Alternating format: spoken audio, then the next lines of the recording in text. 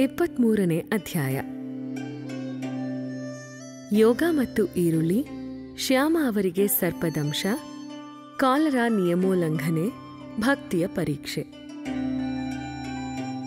ನಿಜವಾಗಿಯೂ ಈ ಜೀವವು ಸತ್ವ, ರಜಸ್ಸು ಮತ್ತು ತಮೋಗುಣಗಳಿಂದ ಮೀರಿದ್ದಾಗಿವೆ.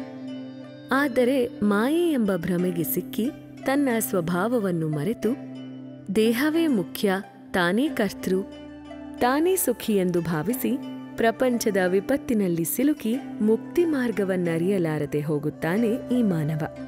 ಗುರುಚರಣಕ್ಕೆ ಪ್ರೀತಿ ಮತ್ತು ಭಕ್ತಿಯಿಂದ ನಮಿಸುವುದೊಂದೇ ಮುಕ್ತಿಯ ಮೂಲ ಸಾಧನ.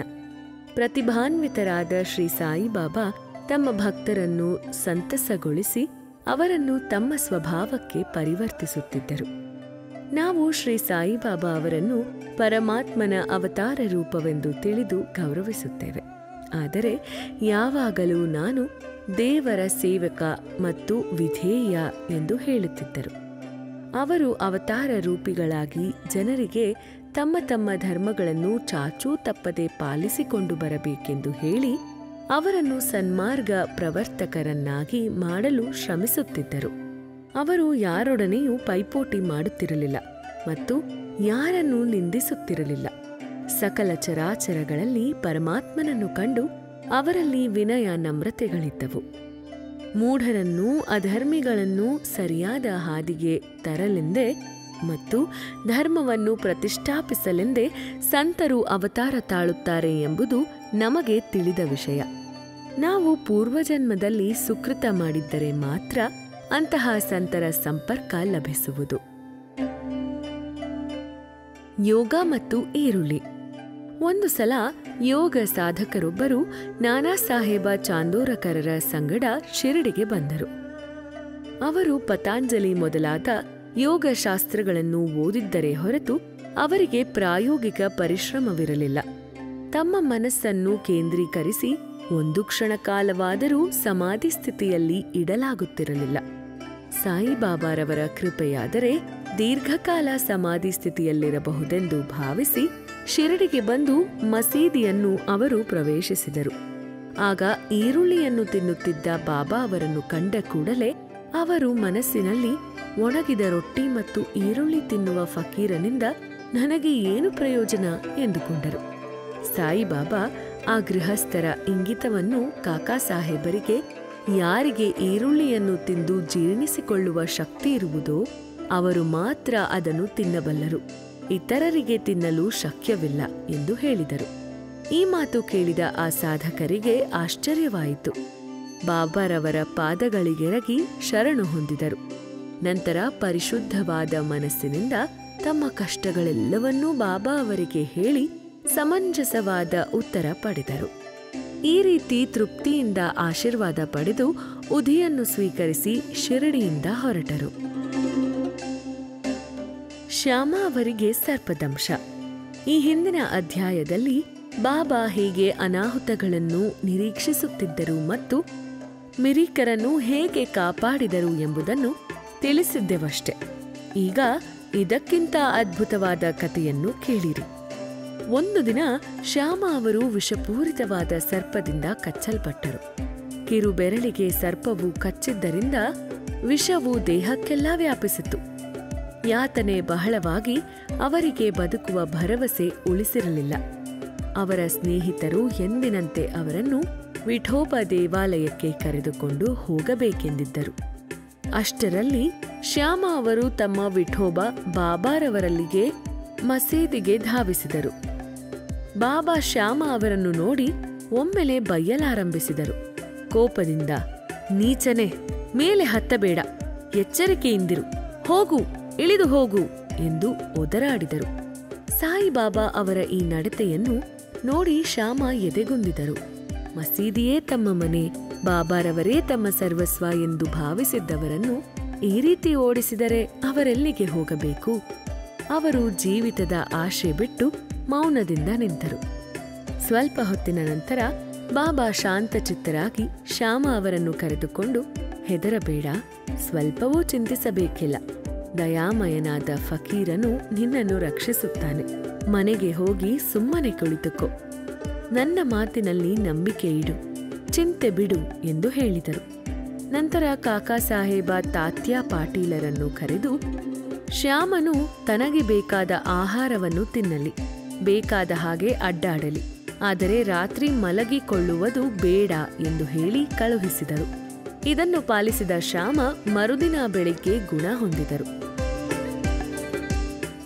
ಬಾಬಾರವರು ಹೋಗು ಹೋಗು, ಇಳಿದು ಹೋಗು ಎಂದು ಹೇಳಿದ್ದು ಶ್ಯಾಮ ಅವರಿಗಲ್ಲ, ಅದು ಸರ್ಪಕ್ಕೆ ಮತ್ತು ಅದರ ವಿಷಕ್ಕೆ ನೇರವಾದ ಆಜ್ಞೆಯಾಗಿತ್ತೆಂಬುದನ್ನು ನಾವು ಗಮನಿಸಬೇಕು.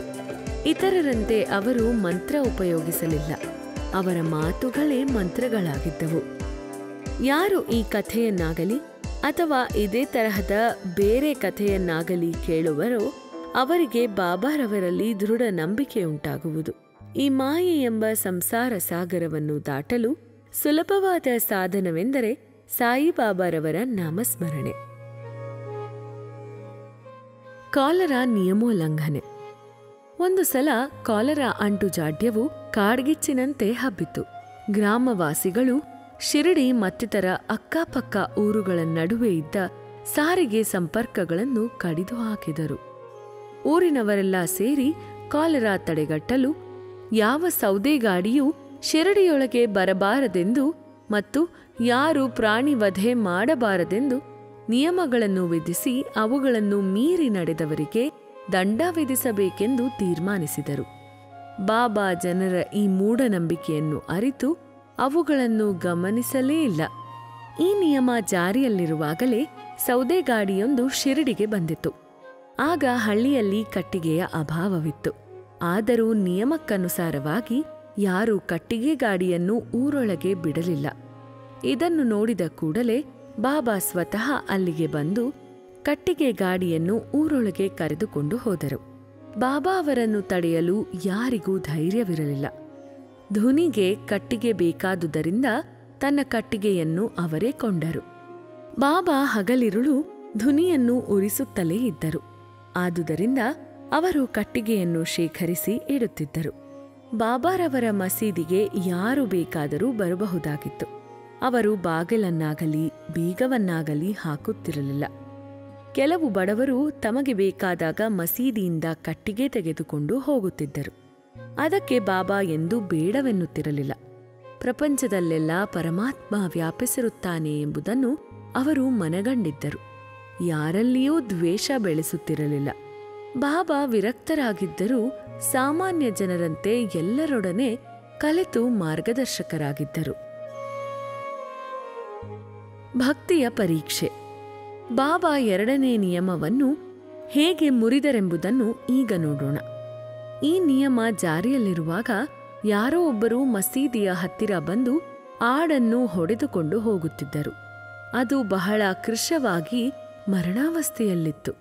ಆ ಸಮಯದಲ್ಲಿ ಮಾಲೇಗಾಂವ ಪೀರ ಅಹಮದ ಬಡೇ ಬಾಬಾ ಅವರು ಅಲ್ಲಿದ್ದರು. ಬಾಬಾ ಆ ಆಡನ್ನು ಒಂದೇ ಏಟಿಗೆ ಕಡಿದು ಕೊಲ್ಲಬೇಕೆಂದು ಅವರಿಗೆ ಹೇಳಿದ್ದರು. ಬಡೇ ಬಾಬಾ ಸಾಯಿಬಾಬಾ ಅವರಲ್ಲಿ ಬಹಳ ಗೌರವವನ್ನಿಟ್ಟಿದ್ದರು. ಅವರು ಯಾವಾಗಲೂ ಬಾಬಾ ಅವರ ಬಲಗಡೆಗೆ ಕುಳಿತಿರುತ್ತಿದ್ದರು. ಬಡೇ ಬಾಬಾ ಹುಕ್ಕಾ ಸೇದಿದ ನಂತರವೇ ಅದನ್ನು ಬಾಬಾ ಸೇದುತ್ತಿದ್ದರು. ಮಧ್ಯಾಹ್ನದ ಊಟದ ಸಮಯದಲ್ಲಿ ಎಲೆ ಬಡಿಸಿದ ನಂತರ ಬಾಬಾ ಅವರು ಬಡೇ ಬಾಬಾ ಅವರನ್ನು ಕರೆದು ಪಕ್ಕದಲ್ಲಿ ಕೂಡಿಸಿಕೊಂಡು ಊಟ ಮಾಡುತ್ತಿದ್ದರು. ಬಾಬಾ ತಾವು ಪಡೆದ ದಕ್ಷಿಣೆಯಿಂದ ಪ್ರತಿದಿನವೂ ಅವರಿಗೆ 50 ರೂಪಾಯಿಗಳನ್ನು ಕೊಡುತ್ತಿದ್ದರು. ಬಡೇ ಬಾಬಾ ಮಸೀದಿಯಿಂದ ಹೊರಡುವಾಗ ಸ್ವಲ್ಪ ದೂರ ಅವರನ್ನು ಹಿಂಬಾಲಿಸಿ ಹೋಗಿ ಬೀಳ್ಕೊಡುತ್ತಿದ್ದರು. ಅವರ ಮೇಲೆ ಅಷ್ಟೊಂದು ಬಾಬಾರವರಿಗೆ ಪ್ರೀತಿ, ವಿಶ್ವಾಸ ಮತ್ತು ಆದರ. ಬಾಬಾ ಅವರು ಆಡನ್ನು ವಧಿಸು ಎಂದು ಹೇಳಿದುದನ್ನು ಕೇಳಿ ಅವರು ಕಾರಣವಿಲ್ಲದೆ ಅದನ್ನೇಕೆ ವಧಿಸಬೇಕು ಎಂದು ಹೇಳಿ ನಿರಾಕರಿಸಿದರು. ನಂತರ ಬಾಬಾ ಶ್ಯಾಮ ಅವರಿಗೆ ಆಜ್ಞಾಪಿಸಿದರು. ಶ್ಯಾಮ ಕೂಡಲೇ ರಾಧಾಕೃಷ್ಣ ಮಾಯಿಯ ಬಳಿಗೆ ಹೋಗಿ ಚೂರಿಯನ್ನು ತಂದು ಬಾಬಾ ಅವರ ಮುಂದಿಟ್ಟರು. ರಾಧಾಕೃಷ್ಣ ಮಾಯಿಗೆ ಸಮಾಚಾರ ತಿಳಿಯಿತು. ಆದುದರಿಂದ ಅವರು ಶ್ಯಾಮ ಅವರನ್ನು ಕರೆದು ಚೂರಿಯನ್ನು ಮರಳಿ ಕೊಡುವಂತೆ ಹೇಳಿದರು. ಶ್ಯಾಮ ಬೇರೆ ಚೂರಿಯನ್ನು ತೆಗೆದುಕೊಂಡು ಬರುವನೆಂದು ಹೇಳಿ ಹೊರಟು ಹೋಗಿ ಹಿಂತಿರುಗಲೇ ಇಲ್ಲ. ನಂತರ ಕಾಕಾ ಸಾಹೇಬರ ಸರತಿ ಬಂತು. ಅವರು ಪುಟವಿಟ್ಟ ಚಿನ್ನ, ಆದರೂ ಪರೀಕ್ಷಿಸಲೇಬೇಕಿತ್ತು. ಬಾಬಾ ಅವರು ದೀಕ್ಷಿತರ ಕೈಗೆ ಚೂರಿ ಕೊಟ್ಟು ಆಡನ್ನು ವಧಿಸಲು ಆಜ್ಞೆ ಮಾಡಿದರು. ಕೂಡಲೇ ಕಾಕಾ ಆಜ್ಞೆ ಪಾಲಿಸಲು ಸಿದ್ಧರಾದರು. ಕಾಕಾ ಸಾಹೇಬ ಶುದ್ಧ ಬ್ರಾಹ್ಮಣರು. ಪ್ರಾಣಿ ವಧೆ ಅವರಿಂದ ಕನಸಿನಲ್ಲಿಯೂ ಆಗದ ಮಾತು. ಹಿಂಸಾತ್ಮಕ ವಿಚಾರಗಳಿಗೆ ಹಿಂಜರಿಯುತ್ತಿದ್ದ ಅವರು ಆಡನ್ನು ವಧಿಸಲು ನಿಶ್ಚಯ ಮಾಡಿದರು. ಅಲ್ಲಿದ್ದವರೆಲ್ಲರೂ ಮಹಮ್ಮದೀಯರಾದ ಬಡೇ ಬಾಬಾರವರೇ ಸಮ್ಮತಿಸಲಿಲ್ಲ. ಈ ಅಂಜುಬುರುಕ ಬ್ರಾಹ್ಮಣ ಹೇಗೆ ಸಮ್ಮತಿಸಿದರು ಎಂದು ಅಚ್ಚರಿಗೊಂಡರು. ಧೋತರ ಏರಿಸಿ ಕೈಯನ್ನು ಮೇಲಕ್ಕೆತ್ತಿ ಬಾಬಾರವರ ಕೊನೆಯ ಆಜ್ಞೆಯನ್ನು ಕಾಕಾ ನಿರೀಕ್ಷಿಸುತ್ತಿದ್ದರು. ಆಗ ಬಾಬಾ, ಏನು ಯೋಚಿಸುತ್ತಿರುವೆ, ಕೊಲ್ಲು ಎಂದು ನುಡಿದರು. ಆಗ ಕಾಕಾ ತತ್ಕ್ಷಣ ಆಡಿಗೆ ಹೊಡೆಯುವುದರಲ್ಲಿದ್ದರು. ಕೂಡಲೇ ಬಾಬಾ, ನಿಲ್ಲು, ನೀನೆಷ್ಟು ಕಠಿಣ ಹೃದಯದವನು, ಅದನ್ನೇಕೆ ಕೊಲ್ಲುವೆ ಎಂದು ಅವರನ್ನು ತಡೆದರು. ಆಗ ಕಾಕಾ ಸಾಹೇಬರು ಚೂರಿಯನ್ನು ಕೆಳಗೆ ಇಟ್ಟು, ಬಾಬಾ, ನಿಮ್ಮ ಅಮೃತವಾಣಿಯೇ ನಮಗೆ ಶಾಸನ. ನಮಗೆ ಇತರ ನಿಯಮಗಳು ತಿಳಿದಿಲ್ಲ. ನಾವು ನಿಮ್ಮನ್ನೇ ನಂಬಿರುವೆವು. ಯಾವುದು ಹಿತಕರ ಮತ್ತು ಯಾವುದು ಅಹಿತಕರ ಎಂಬ ಬಗ್ಗೆ ನಮಗೆ ಪರಿವೇ ಇಲ್ಲ ಮತ್ತು ಅದನ್ನು ಚಿಂತಿಸುವ ಗೊಡವೆಗೂ ಸಹ ನಾವು ಹೋಗುವುದಿಲ್ಲ. ಗುರುವಿನ ಆಜ್ಞೆಯಂತೆ ಚಾಚೂ ತಪ್ಪದೆ ನಡೆದುಕೊಳ್ಳುವುದೇ ನಮ್ಮ ಧರ್ಮ ಎಂದರು. ಆಗ ಬಾಬಾ ತಾವೇ ಅದರ ಆಹುತಿಯನ್ನು ಮಾಡುವೆನೆಂದು ಹೇಳಿದರು. ಫಕೀರರು ತಂಗುವ ತಕಿಯಾ ಎಂಬ ಸ್ಥಳದಲ್ಲಿ ಅದರ ಆಹುತಿ ಮಾಡಬೇಕೆಂದು ಎಲ್ಲರೂ ನಿರ್ಧರಿಸಿದರು. ಆದರೆ ಅದು ಮಾರ್ಗದಲ್ಲಿಯೇ ಮರಣ ಹೊಂದಿತು. ಹೇಮಾಡ ಪಂತರು ಶಿಷ್ಯರನ್ನು ಈ ಕೆಳಕಂಡಂತೆ ವಿಂಗಡಿಸಿ ಈ ಅಧ್ಯಾಯವನ್ನು ಮುಗಿಸಿರುತ್ತಾರೆ. ಉತ್ತಮ, ಮಧ್ಯಮ ಮತ್ತು ಸಾಮಾನ್ಯ. ಗುರುವಿಗೆ ಏನು ಬೇಕು ಎಂಬುದನ್ನರಿತು ಅವರ ಆಜ್ಞೆಗಾಗಿ ಕಾಯದೆ ಅವರ ಸೇವೆ ಮಾಡುವವರು ಮೊದಲನೇ ವರ್ಗಕ್ಕೆ ಸೇರಿದವರು. ಅವರ ಆಜ್ಞೆಯನ್ನು ಬರೀ ಪರಿಪಾಲಿಸುವವರು ಎರಡನೇ ವರ್ಗಕ್ಕೆ ಸೇರಿದವರು. ಗುರುವಿನ ಆಜ್ಞೆಯನ್ನು ಪಾಲಿಸದವರು ಮತ್ತು ತಮ್ಮ ಕರ್ತವ್ಯವನ್ನು ಮುಂದೂಡುವವರು ಮೂರನೇ ವರ್ಗಕ್ಕೆ ಸೇರಿದವರು. ಶಿಷ್ಯರಿಗೆ ಗುರುವಿನಲ್ಲಿ ದೃಢವಾದ ನಂಬಿಕೆ ಇರಬೇಕು. ಆಗ ಅವರು ತಾಳ್ಮೆಯಿಂದ ಆಧ್ಯಾತ್ಮಿಕ ಗುರಿಯನ್ನು ಮುಟ್ಟಲು ಸಾಧ್ಯವಾಗುವುದು. ಅವರಿಗೆ ಹಠಯೋಗ ಮತ್ತು ಇತರ ಯೋಗಾಧ್ಯಯನಗಳ ಅವಶ್ಯಕತೆ ಇರುವುದಿಲ್ಲ. ಇಂಥ ಭಕ್ತರು ಬಹುಶೀಘ್ರವಾಗಿ ಮುಕ್ತಿಮಾರ್ಗವನ್ನು ಕ್ರಮಿಸುವರು. ಮುಂದಿನ ಅಧ್ಯಾಯದಲ್ಲಿ ಬಾಬಾ ಅವರ ಹಾಸ್ಯ ಮತ್ತು ವಿನೋದವನ್ನು ನೋಡೋಣ. ಶ್ರೀ ಸಾಯಿ ಪ್ರಣಾಮ.